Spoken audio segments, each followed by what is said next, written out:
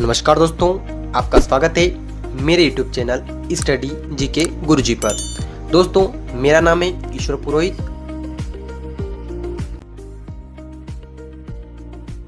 न्यायिक पृथक्करण के आधार। दोस्तों, यह इस वीडियो का मोस्ट इंपोर्टेंट पार्ट है जिसमें वे आधार बताए गए हैं जिन आधारों पर पति पत्नी जो है वे न्यायालय में डिक्री की मांग कर सकते हैं। आइए समझते हैं।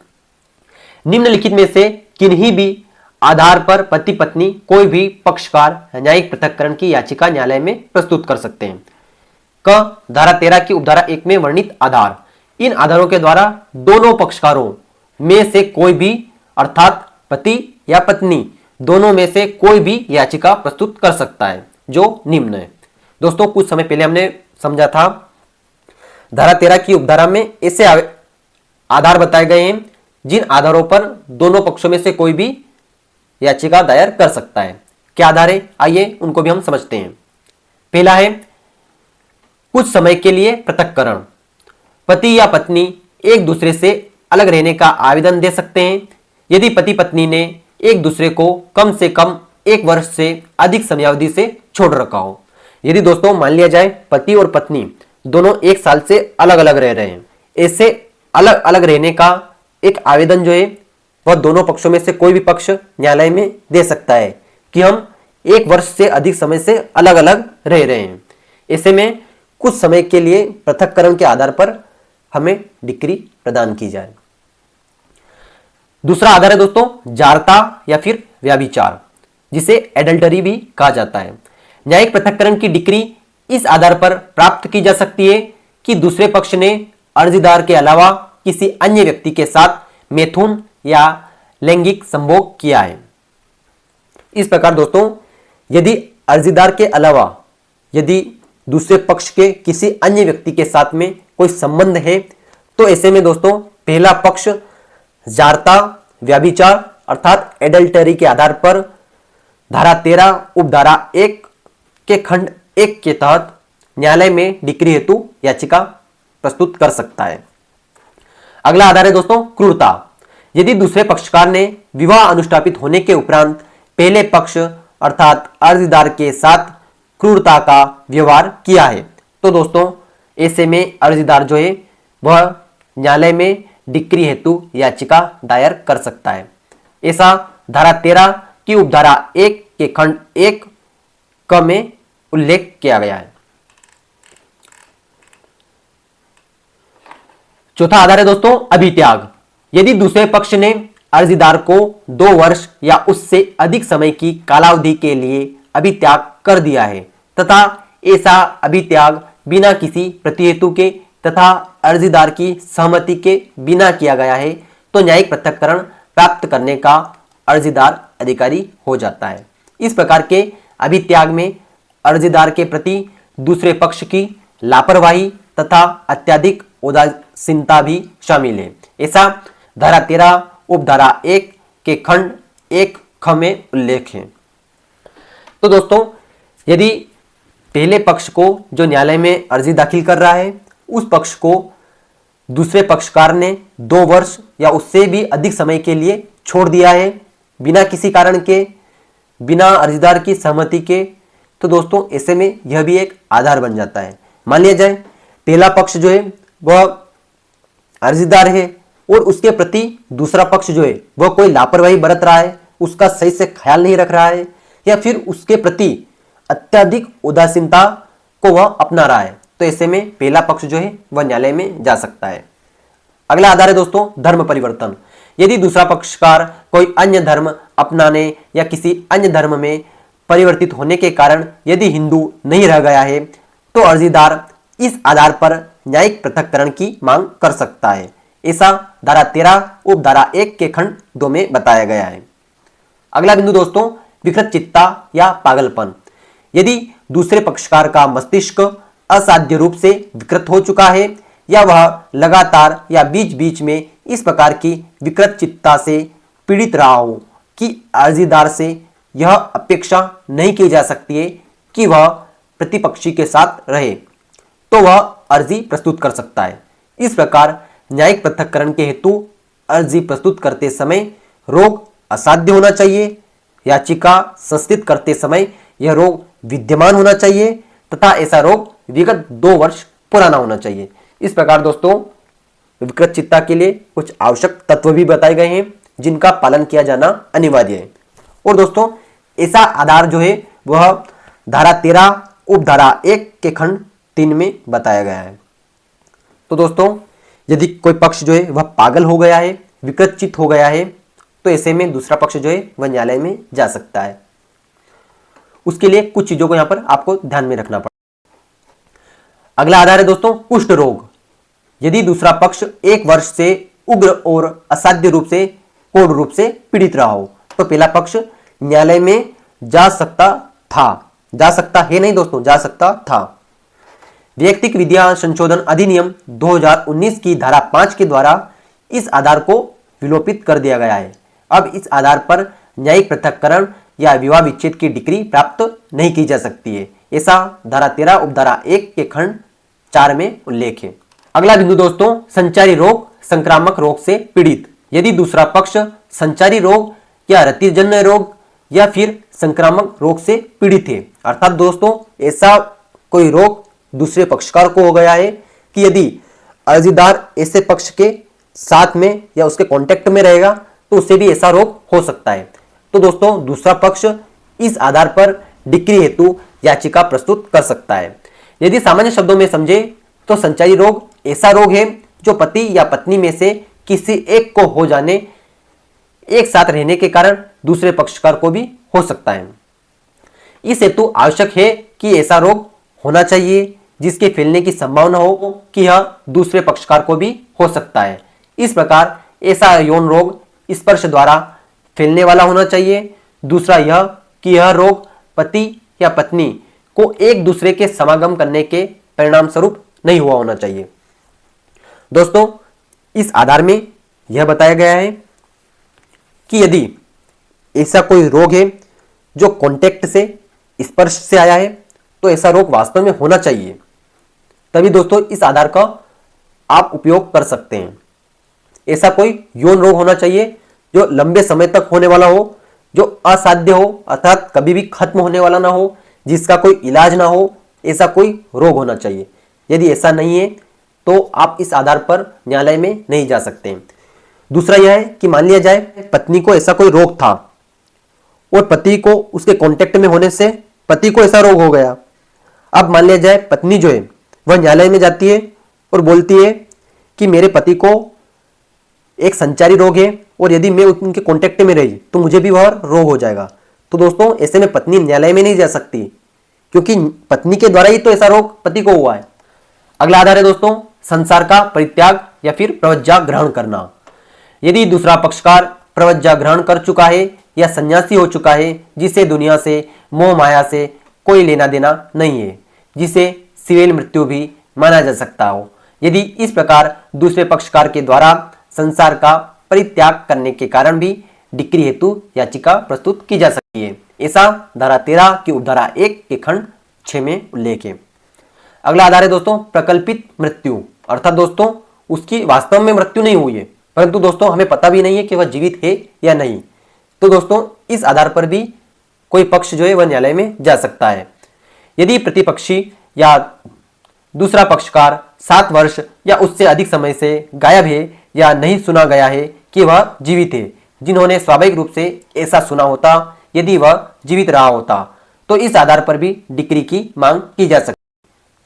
दोस्तों अपने आसपास के निवासी जिनको हम हमेशा दिखते हैं, उनसे बात करते हैं, तो यदि दोस्तों हमारे साथ में कोई घटना कारित होती है तो आसपास के लोगों को उसकी सूचना मिल ही जाती है, एक स्वाभाविक बात है।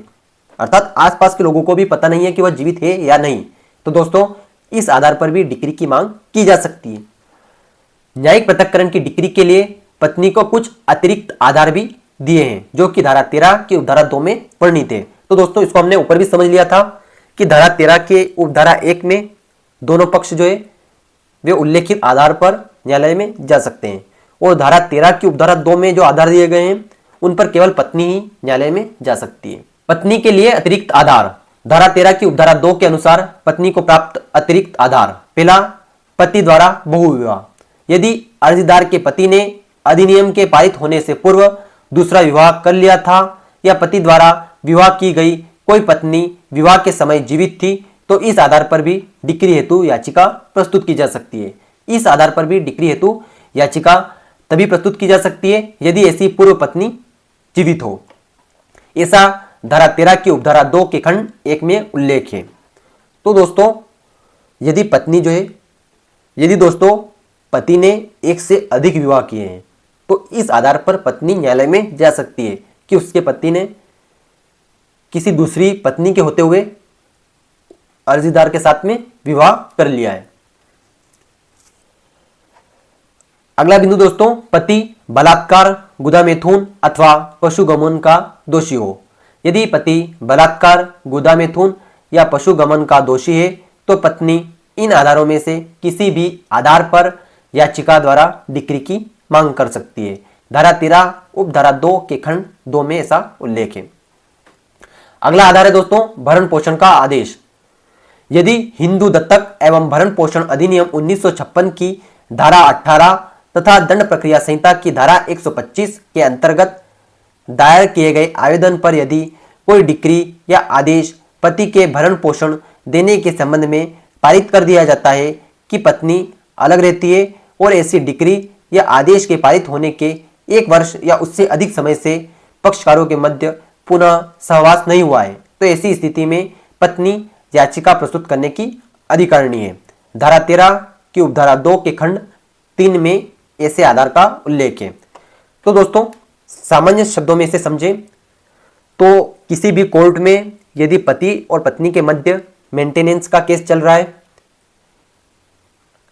125 सीआरपीसी के अनुसार कार्यवाही चल रही है, ऐसे में पत्नी जो है वह अलग रहकर भरण पोषण को प्राप्त कर रही है, तो दोस्तों ऐसे भरण पोषण को प्राप्त करते करते उसे 1 वर्ष से अधिक समय हो गया है। तो ऐसे में दोस्तों इस आधार पर भी पत्नी जो है वह न्यायालय में जा सकती है कि मैं 1 साल से अधिक समय से अलग रह रही हूँ, मेरे पति के साथ में मेरा सहवास नहीं हुआ है, मेरे पति ने मुझे 1 वर्ष या उससे अधिक समय से छोड़ रखा है और भरण पोषण का जो डिक्री है वह मेरे पक्ष में पारित हुई थी।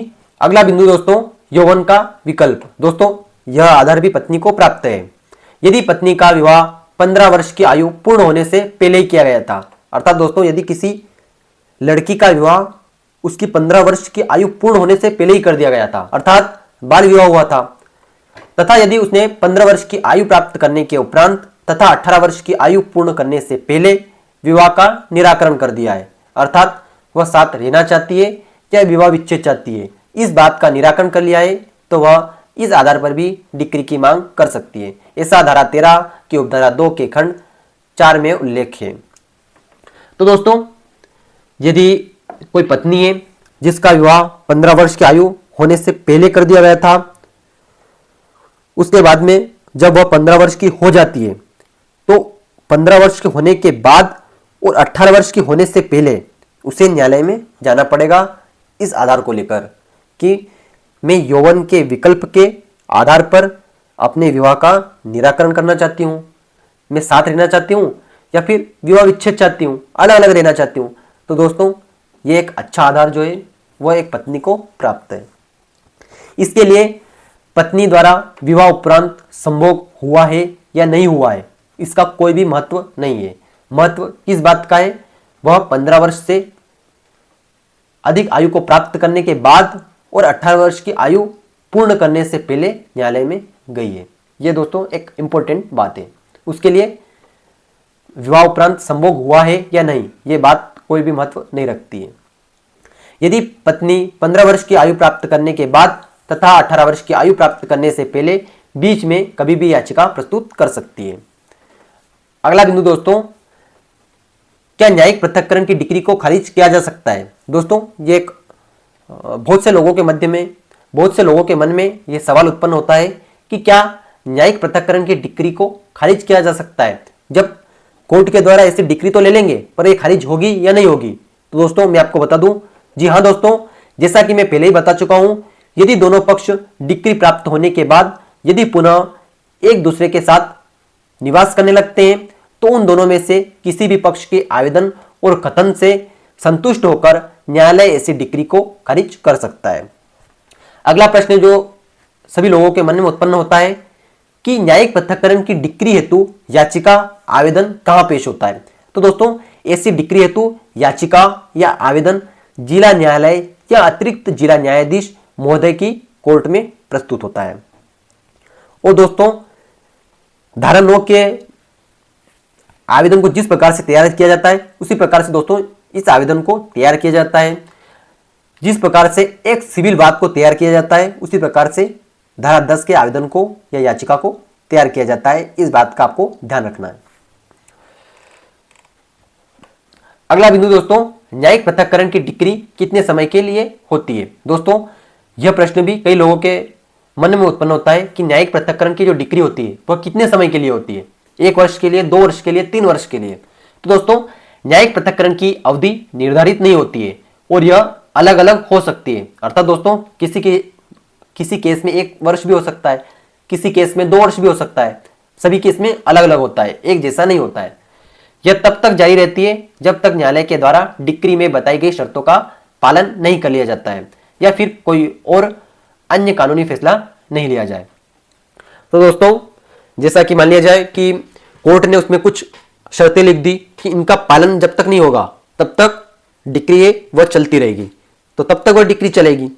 दूसरा यह है कि मान लिया जाए धारा 13 जो है उसमें एक आधार यह है कि जब न्यायिक पृथक्करण की डिक्री जो है वह पारित कर दी जाती है और पति पत्नी जो है वह 1 वर्ष या उससे अधिक समय से अलग अलग रहते हैं, तो ऐसे में धारा 10 जो है वह भी एक आधार बन जाती है। किसके लिए? विवाह विच्छेद के लिए। तो मान लिया